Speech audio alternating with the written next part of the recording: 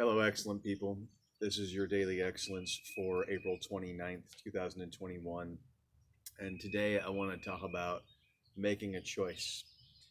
In particular, I want to build off of what I talked about yesterday. So, yesterday I spoke a lot about acting as though your survival depends on it. And I was trying to make a case that survival still matters. And so, let's assume that I'm correct.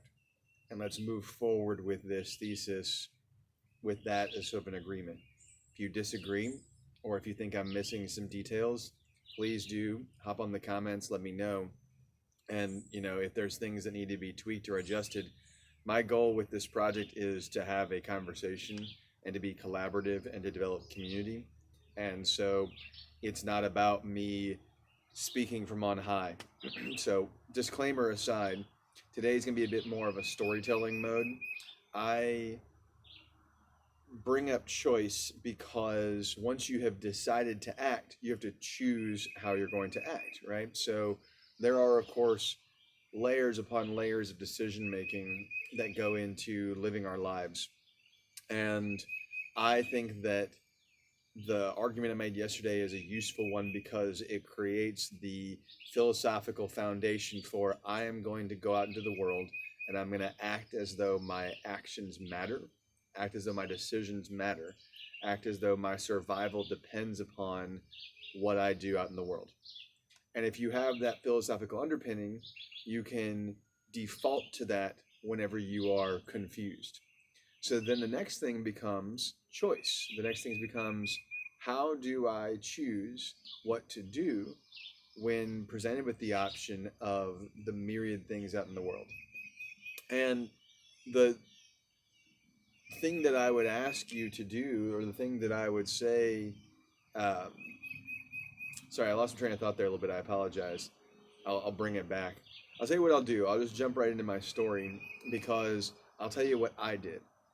So I can tell you the story of a choice that I made maybe just a handful of years ago that led me to where I am now.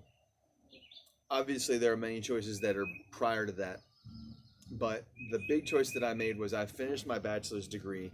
It took me a very long time to get my bachelor's degree. I started right out of high school, was unsuccessful, was unmotivated, unfocused. Spent many years out in the world, wandering, working, traveling, doing whatever. Finally went back and finished my bachelor's. I actually tried a couple of times unsuccessfully. I did have the good sense after my first failed attempt of trying again every couple of years. I would take a semester's worth of classes, or not even a full semester, just like take a class or two, see if my mind was ready for it. And when it was not, I would go back to not pursuing a bachelor's degree. Anyway, I got a bachelor's degree in environmental studies from Portland State University in Portland, Oregon. And leading up to that bachelor's degree, I knew I wanted to work outdoors, and I had been interested in trees for a long time. I had studied trees in my spare time as a sort of an amateur hobbyist naturalist. Trees were of a particular interest to me. And so when I finished my bachelor's degree, and then I moved back to Tennessee, and then I spent a little bit of time just sort of doing odd jobs. I had a friend whose business I was helping with. I was kind of trying to figure out where I was going to go next. And what I knew I wanted is I knew I wanted a skill. I knew I wanted a skill that was marketable. I had come to a phase in my life where I needed to be able to make my way and have the confidence that comes from being a skilled individual whose skills are in demand, who can go out there into the world and make their own way. Because I had done a lot of low skill jobs that were very interchangeable over the years and not had a lot of positive psychological benefit from the work that I was doing. They weren't drawing me down either. It was just sort of a neutral thing. So the choice that I made was to go and find a skill. Now, granted, I already had the bachelor's degree, but as many of you with bachelor's degrees know, they're not necessarily that easy to just magically turn into a job in your field. And so what I did was I looked around and I said, well, where's a job I can get now? And I looked at the local tree services and I said, I already am a above intermediate skilled rock climber. I guess advanced is the proper word for that. I've been rock climbing for 10 years as a hobby before I started doing tree work. I knew a lot about trees, and I had a really good understanding of the environmental conditions in which trees exist. And so I went to this company. I said, hey, look, I know how to run a chainsaw. I know how to climb a tree.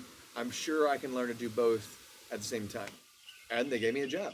And I worked for them, and I was able to work my way up through that company because there was a lot of turmoil in the ranks just coincidentally while I was present, and learned enough while I was there that I felt confident in my ability to do this on my own. And that's what got me to where I was going, right? So I wanted the skill.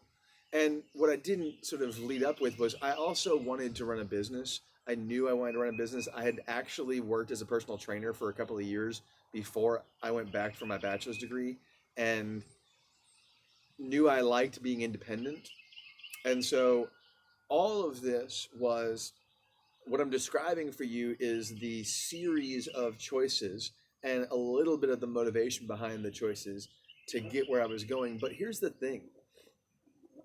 I didn't know how to get where I wanted to be. I still don't know how to get where I want to be, because the reality is I'm doing this project as a opportunistic play for the future, where I'm saying to myself, I'd really love to be involved in a digital based business that deals in bringing positive experience, positive conversation to the world. Have no idea how it's going to make money, have no idea if it will make money, have no idea where it's going to grow or how it's going to grow, but I'm putting in the work now. I've made the decision to take the action. I've made the choice to start doing, daily videos and see where they take me. Just like I made the choice to go get a entry-level job working very hard. Frankly, my initial job was more or less just drag and brush and running the chipper. Now, I was issued climbing gear, and I was able to climb when the job had the time for it. But in the early days of working not for myself, I was not brought in as a skilled climber who was expected to produce right away.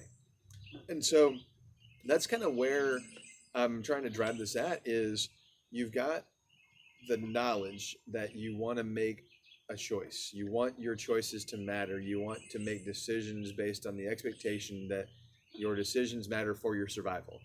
And so then you make a choice as to what you're going to do, and then you have to just go and see where that choice takes you.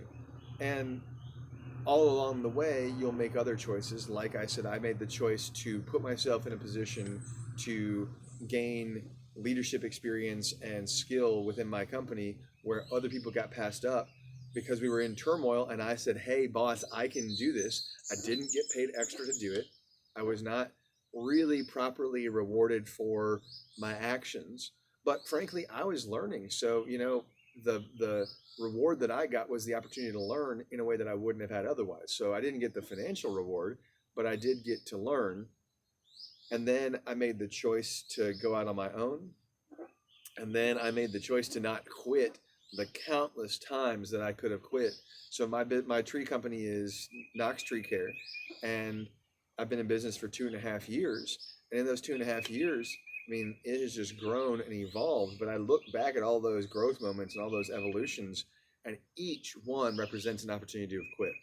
And each time there was a choice made. Actually, there's a choice made over a iterable period to not quit. It's always like not quitting isn't simple. You don't just say, oh, I'm not going to quit and then move on. It's daily wake up and work anyway, even when you want to quit.